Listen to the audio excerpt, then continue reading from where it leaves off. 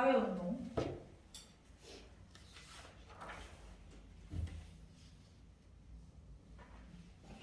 일단 지금 좀 수축인데 신무 다음 주에 요거 이어서 3-5는 시험 아직 3-6을 해야 되잖아. 근데 3-6하고 앞에 건너뛴 내용들 2개를 그때 화요일에 할 것 같아. 다음 주에는 4단원 들어갈 거야. 알지? 그렇게 알고 있으면 되고 다양한 사회운동. 자, 농민노동운동을 봅시다. 농민노동운동도 무조건 시험에 한 문제씩 나오는 되게 중요한 내용인데 농민들과 노동자들이 이제 먹고 살기 힘든 상황이 됐으니까 여러 가지 사회운동을 일으킨다는 거지. 농민운동이라는 제목 옆에다가 이렇게 써볼래? 농민운동이라는 제목 옆에다가 이퀄 소작쟁이 라고 써보시고 노동운동도 옆에다가 이퀄 노동쟁이 이렇게 한번 써보세요.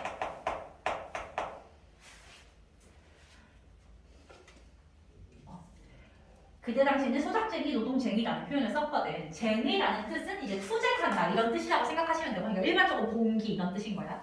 그리고 요 당시 농민들 대부분이 소작농이었기 때문에 소작쟁이 이렇게 표현이 돼. 농민운동하고 노동운동은 거기 보시면 배경이 나와 있고 1920년대하고 30년대가 나눠져 있잖아. 농민노동운동에서 가장 핵심은 미리 얘기하지만 20년대랑 30년대가 어떻게 다른지 비교하는 게 가장 중요해. 20년대부터 봅시다. 농민운동의 배경은 우리 이미 아는 거 뭐 이런 일본의 식민지 경제 수탈 때문에 농촌 경제가 악화돼 있었고 한국인 대부분이 소작농으로 전락한 상태였다라는 건 이미 알고 있잖아, 그렇지?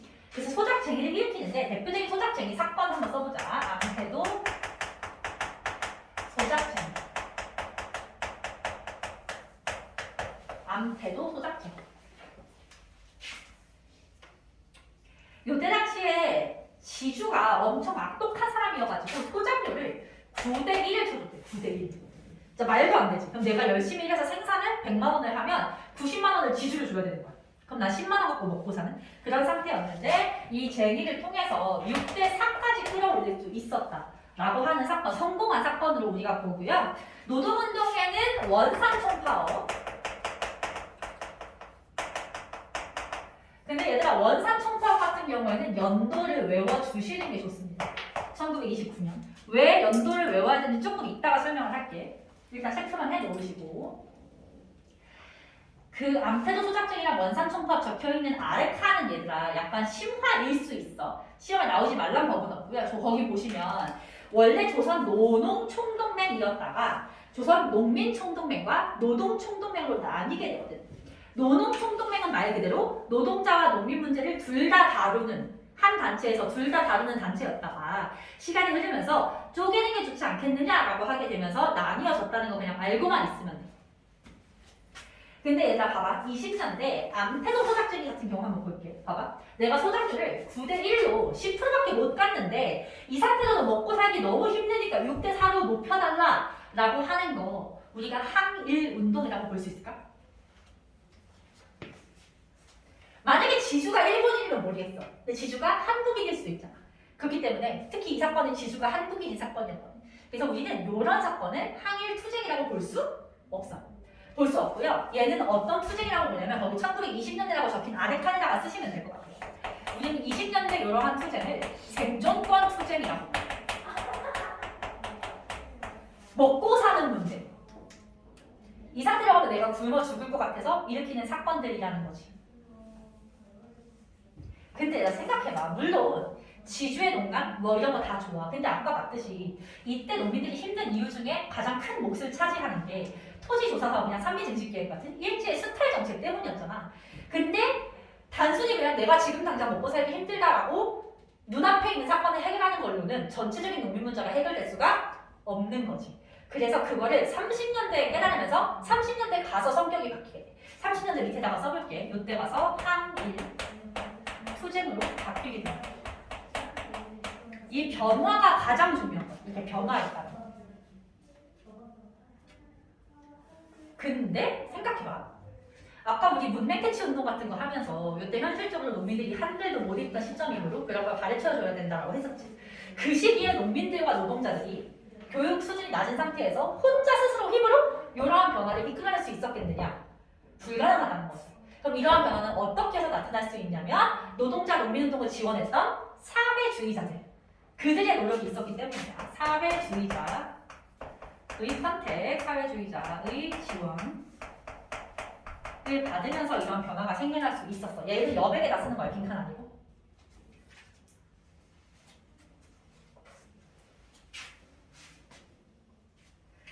그래서 이제 옆에 빈칸을 채워보시면요. 사회주의 혁명을 지향한다. 사회주의 혁명을 지향한다. 얘들아, 사회주의 혁명을 지향한다는 것과 쉽게 말해서 노동자, 농민이 중심 있는 사회를 만들고 싶어 한다 라고 이해를 하시면 되고요. 무슨 조합을 중심으로 하냐면 비합법적 조합을 중심으로 합니다. 비합법적 조합. 왜 비합법이냐면 아까 잠깐 언급했듯이 치안유지법으로 요되는 사회주의 자체가 불법이기 때문에 이런 표현이 쓰일 수밖에 없고요.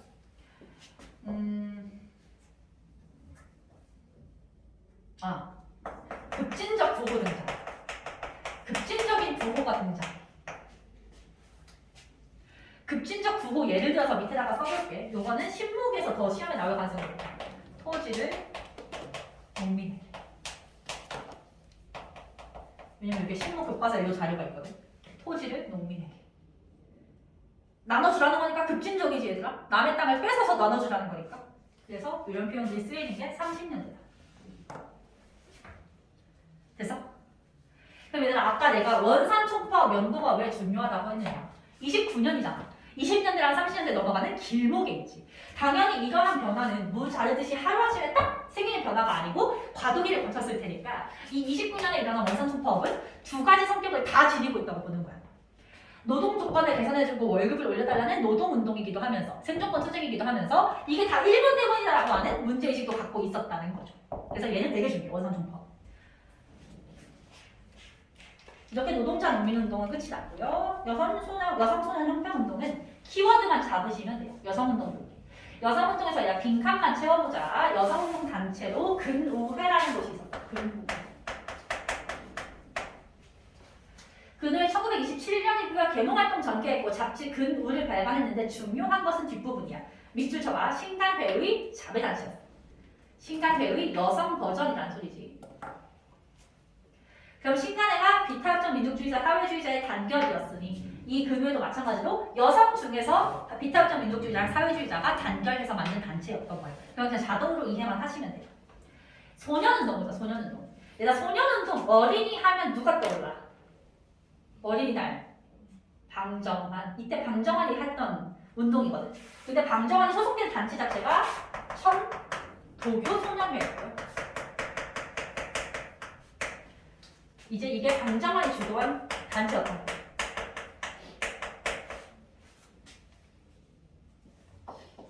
천도교, 아까도 나왔었지. 60만세 운동할 때 원래 종교가 뭐였다? 얘 이름이? 동학이었다. 우리 옛날에 배웠던 동학의 개념 인내천 사상. 인내천, 사람이 곧 하늘이다. 모든 사람이 하늘과 같이 존귀하다라는 인간 평등 사상을 갖고 있잖아. 근데 왜 애들이라고 차별하고 무시하냐 이렇게 되는 거지. 그래서 이들이 이런 인권운동을 일으키게 되고요. 방정환은 얘들아, 너네 그때 배웠을 때 그 동학을 천도교로 바꾼 사람이 손병희라고 배웠었거든.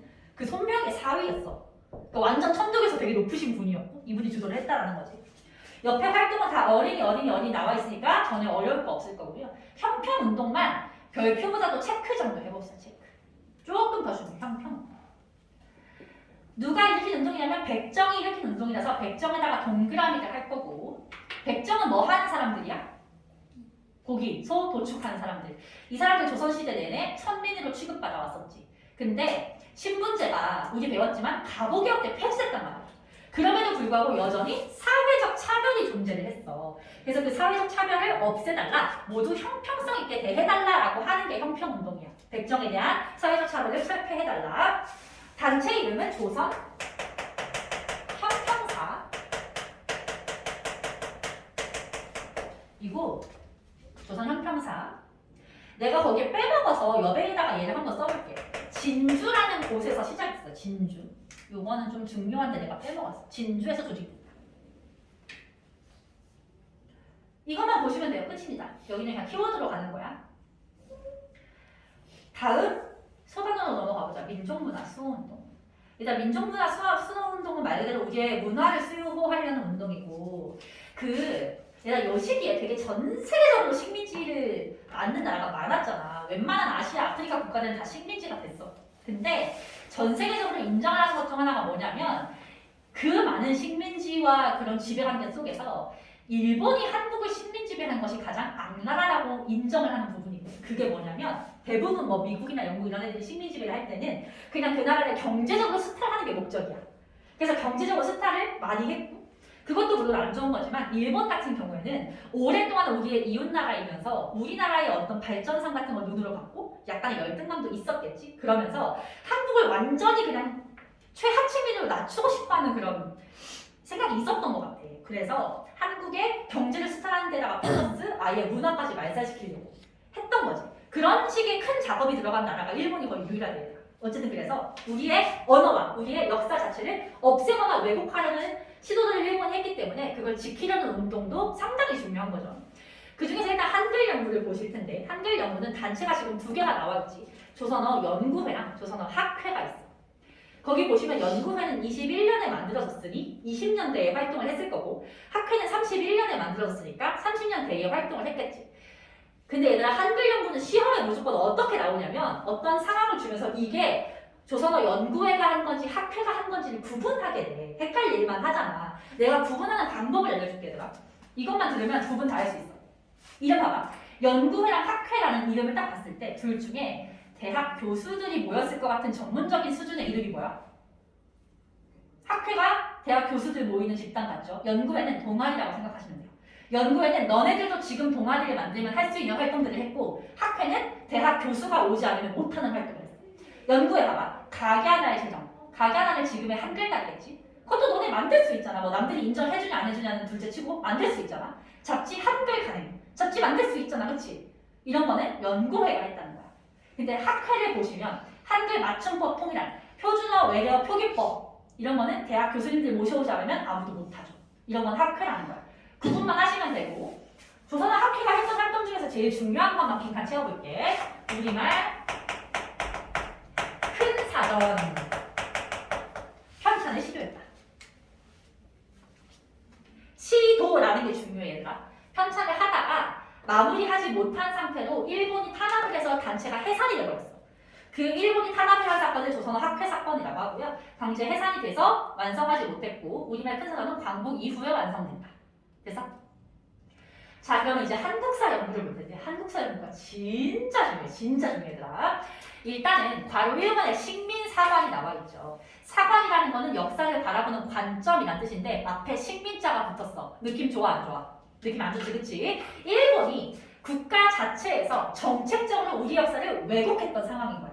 그거를 거기 보시면 조선사 편수회라는 단체를 만들어서 조선사라는 방대한 양의 역사서를 썼는데 그게 다 우리 역사를 깔아 뭉개고 왜곡하는 내용이더라는 거지. 근데 그때 식민사관의 내용이 총 3가지가 있거든. 더 많긴 하지만 3가지가 있는데 봐봐. 타율성론, 정체성론, 단파성론이야. 각각 뭔지 약간 이해만 하고 있으시면 돼요. 타율성론은 뭐냐? 타율성은 자율성의 반대말이야. 일단 자율적인 게 좋은 거야? 타율적인 게 좋은 거야? 자율적인 게 좋은 거지. 근데 일본이 한국 역사는 타율적으로 성장해 왔다라고 했어. 이런 거죠. 조선은 중국이 없었으면 아무것도 못했어. 그동안 한국의 역사는 중국에 빌붙어서 성장해 왔고 근데 이제 빌붙는 나라가 중국에서 일본으로 바뀌었을 뿐인데 뭐가 문제니? 이런 거야. 타율성론은 이거야.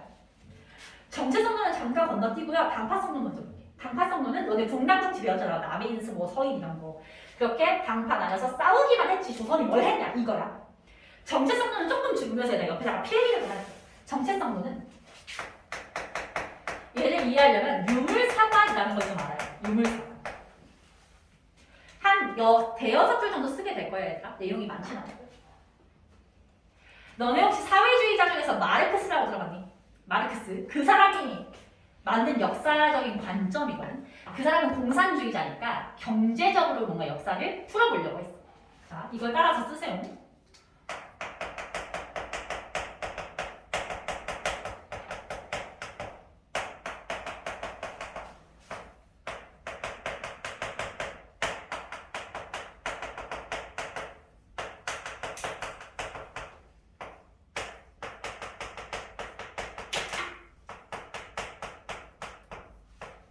이게 유물사관이야. 쓰는 게 좋을걸? 뒷부분에 이해하는데 얘가 필수적으로 필요해서.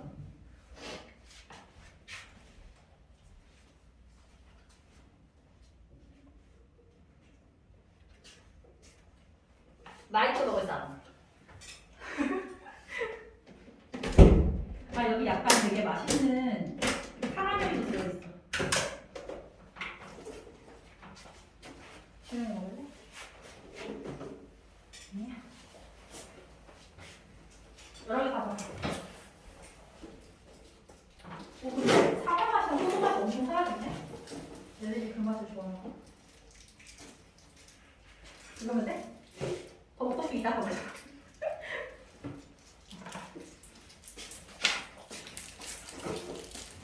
조릴 땐 약간 연계 들어가고 입이 좀 움직여줘요. 유물사관 얘들아. 이게 마르크스가 만든 거고요. 모든 나라의 역사가 이러한 과정을 거쳤다고 주장을 하거든. 원시 시대는 공산주의 사회야. 다 똑같이 나눠 먹었잖아, 사냥하는 거, 그치? 근데 고대 사회로 가면서 노예를 부려먹어서 먹고 살기 시작했어. 근데 중세 사회는 봉건제라고 해서 봉건제는 신분제 사회라고 생각하면 되거든. 나보다 낮은 신분을 착취해서 굴러가는 경제였다가 이제 근대 사회 자본주의로 왔다. 이렇게 보는 건데 일본의 정체성론은 뭐냐면 여기서 정체성이 아이덴티티가 아니고 정체되어 있다는 거야.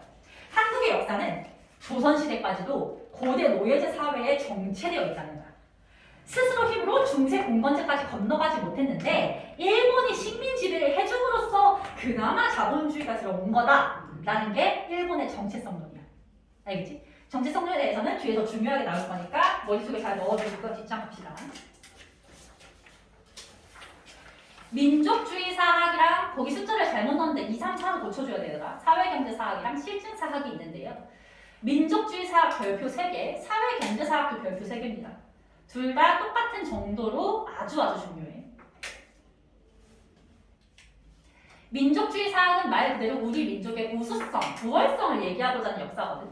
우리는 요즘은 이런 거 좀 싫어하지 마. 국뽕이라고 해서 좀 싫어하지만 얘들아. 일본이 의도적으로 우리 역사를 왜곡하려는 상태에서는 우리도 의도적으로 부풀려서 우수성을 얘기를 해야 되는 상황이니까 이런 역사학이 이제 많이 유행을 했던 거야. 신채호, 박은식 나와 있고요. 너네들 이름 다 들어봤잖아, 그치? 신채호, 박은식. 신채호는 우리 민족의 고유한 정신을 강조했다라고 하면서 이 사람이 쓴 책 제목을 한번 써볼게요. 자, 빈칸에. 조선 삼국사. 조선사 연구초. 이거는 저서를 보고서 누구 책인지 다 알 수 있어야 돼. 조선 삼고사, 조선사 연구총. 둘 다 한국의 고대사의 중점을 거서 역사를 연구하는 겁니다. 고대사. 그래서 주로 뭐 신라 고구려 아니면 고려 이런 역사를 많이 썼고 박은식도 들어봤지. 박은식. 대한민국 임시정부 2대 대통령입니다. 이 사람은 조선의 빈칸에 국혼을 강조했어요. 정신적인 거지. 얘들아 너네 그런 말 들어봤지? 우리 민족만의 얼이 있다. 이런 표현 들어본 적 있지? 그 얼이라는 개념을 이분은 국혼이라고 표현을 한 거야. 눈에 보이지 않는 개념인 거지. 그리고 이분의 저서도 빈칸 써봅시다. 조선, 한국 통사, 한국 독립운동 시 한국 통사, 한국 독립운동 시 혈사. 그래서 이분은 주로 현대사 연구에 중점을 둡니다. 현대사.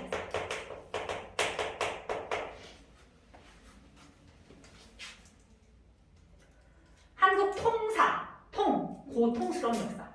그래서 우리가 어떻게 일본의 식민지가 됐는지 그런 고통의 역사를 쓴 거고 한국 독립운동 시 혈사는 혈이 피혈사 쓴 거거든. 한국 독립운동의 피나는 역사. 그래서 이제 이분 입장에서 현대사를 쓰신 거죠. 그때 당시에. 이거 구분하는 방법에다 신채호는 고대사니까 옛날에 쓰던 국가 이름인 조선을 쓴 거고 박은식은 현대사니까 요즘 쓰는 이제 한국이라는 단어를 써서 이렇게 연결 지으시면 돼요. 세 번째 나와 있는 조선학운동 같은 경우에는 이렇게 생각하세요. 위에 있는 신채호, 박은식의 제자들인데요. 조선학운동이라고 해서 우리 조선 자체에 대한 관심을 역사로 쓴 거거든요. 사람 이름 써볼게. 조선학 운동 주도 했던 사람 이름. 안재홍, 정민보, 문일현. 민족주의 사활 계승한 조선학 운동은 이 세 분의 이름을 외우시기만 하면 끝납니다.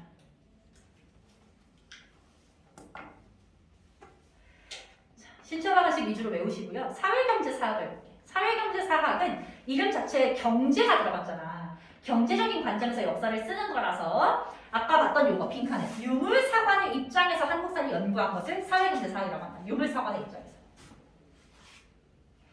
역사학자의 이름은 백남은 한 분 계시죠. 백남은 이름 외우셔야 되고 책 제목은 조선 사회경제사인데 이름 자체가 사회경제라는 키워드가 들어가 있으니까 따로 외울 필요는 없을 것이고. 얘들아 봐봐. 아까 1분의 정체성론이 뭐였냐면 이 발전 과정을 한국이 거쳤다 못 거쳤다.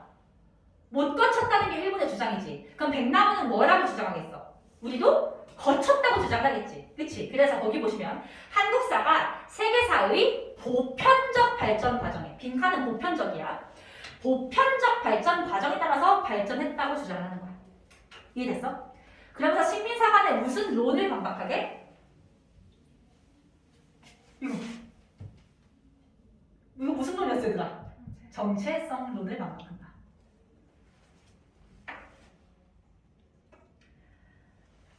마지막 실증사학을 보실 텐데요. 실증사학 할 때 실증은 실제 증거잖아. 얘들아. 실제 증거를 가지고 문헌 고증을 통해서 객관적으로 역사를 서술해야 된다라고 주장을 했고요. 학회로는 진단학회라는 학회가 있었다. 이것만 아시면 됩니다. 진단학회.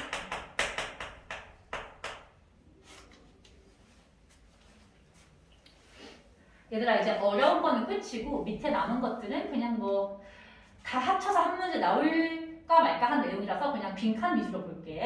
종교계, 대종교 보자. 대종교. 혹시 기억나니? 대종교를 누가 만들었는지? 나철, 오기호가 만들었지. 그래서 약간 나철, 오기호의 특성처럼 무장투쟁을 많이 하는 단체였어. 빈칸에 이들은 중광단을 조직했다. 중광단.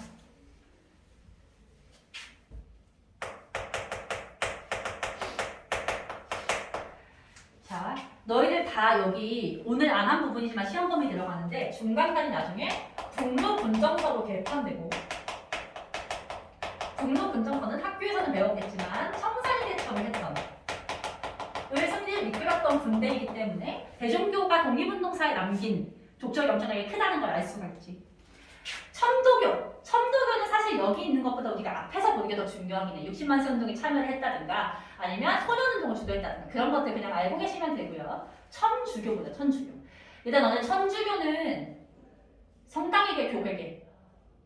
천주교는 성당이야. 그래서 성당에 가면 누가 계시냐면 신부님이 계시고 수녀님이 계셔. 그럼 이미지를 끌어와 보자. 일단 수녀님이야. 수녀님 하면 우리 이미지가 어때? 마음이 따뜻하고 약한 자를 위해 주시고, 그치? 쌤 친구 중에 수녀님이 한 명 있거든. 제가 깜짝 놀라서 졸업하고 고등학교 졸업하고 얼굴을 한 번도 못 봤는데 얼마 전에 연락이 닿았는데 수녀가 됐다는 거야. 근데 수녀님이 되면 수년 기간 동안 3년인가 몇 년 동안 핸드폰을 아예 못 쓴대. 그래서 연락이 두절됐다가 핸드폰 쓸 수 있게 돼야지 만났는데 걔한테 말을 뭐 한번 못 하겠더라고. 어쨌든 그 수녀님 고아원 양로원 이런 사회사업을 주로 전개를 했다. 그런데 우리가 알고 있는 천주교의 이미지와는 달리 무장투쟁을 하기로 했다는 거야. 독립운동을 위해서. 그래서 천주교 계열에서 만들었던 무장투쟁 단체 이름이 의민단입니다. 군대입니다. 군대. 의민단. 개신교가 우리가 흔히 얘기하는 교회. 목사님이 계신 교회지. 교육운동을 전개하고요. 얘들 알지? 혹시 기독교 집안에서는 가끔씩 제사를 안 지내기도 한다는 거 들어본 적 있어? 그런 것처럼 이때 뭐를 거부하냐면 신사참배를 거부하는 거예요. 신사참배 거부운동. 종교적인 운동이면서 독립운동이기도 한 거지. 불교, 너네가 아는 제일 유명한 스님 이자 시인 한영훈이 이때 활동했어요. 한영훈이 항일운동과 불교 개혁운동을 전개했다. 원불교 들어본 적 있는 사람? 원불교 안 들어봤어? 쌤은 어릴 때부터 원불교를 되게 많이 들어봤거든. 왜냐면 쌤네 숙모가 학교 역사 선생님이거든. 근데 숙모가 원불교를 믿으시고 지금 원불교에서 약간 목사님 같은 위치인 걸로 알고 있어. 원불교는 뭐냐면 밑에다가 써볼게. 내가 이걸 빼먹었거든. 박중빈이라는 사람이 참시를 했는데 박중빈. 약간 불교를 한국식으로 재해석한 종교라고 생각하시면 돼요.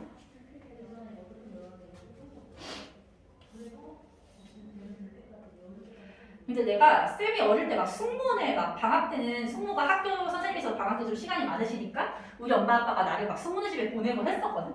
숙모네 집 놀러 가면 항상 같이 막 원불교 이런 데 놀러 가서 막 거기 원불교 글짓기대 나가고 막 했었는데 내가 항상 궁금했던 게 숙모의 딸이 있어. 걔가 나랑 동갑이야. 내 사촌인데 동갑인데 걔도 공부를 되게 잘하긴 했었는데 맨날 어디서 장학금을 받는 거야.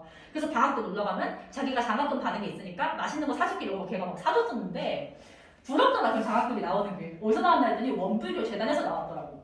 나중에 알고 보니까 원불교가 좀 돈이 많은 것 같아. 재단. 왜냐 여기 봐봐.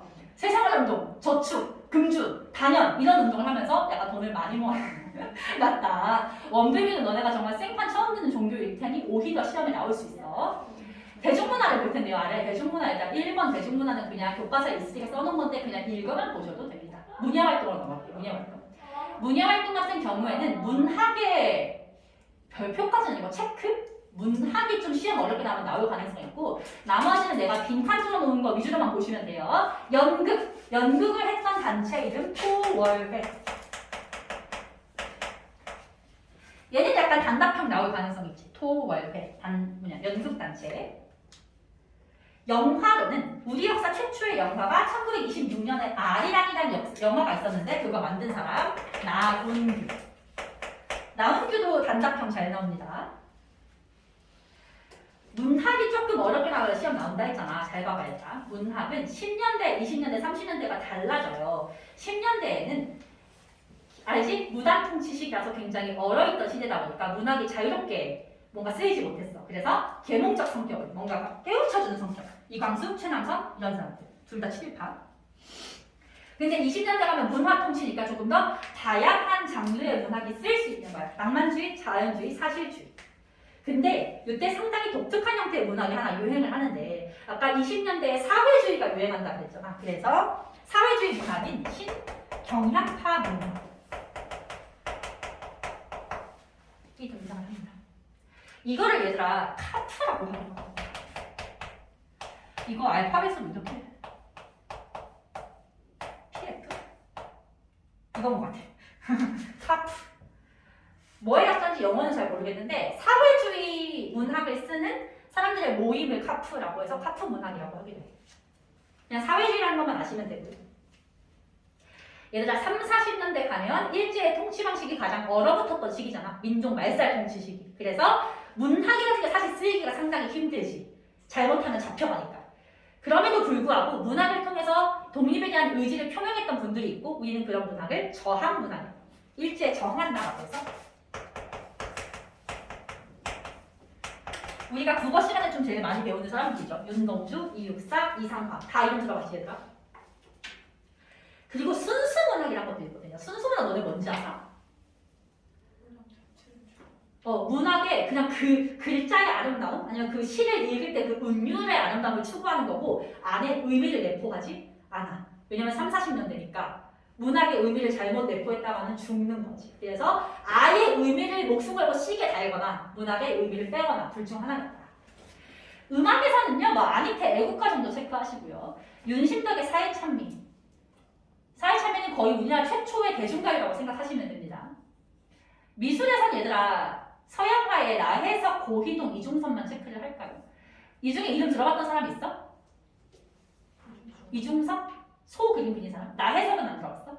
나혜석 저기 진명여학교 나오신 분인데 서양 화가로는 여성으로서 최초이신 분. 최유건 그냥 안 보셔도 될 것 같아요. 끝입니다. 오늘 여기까지. 잠깐만.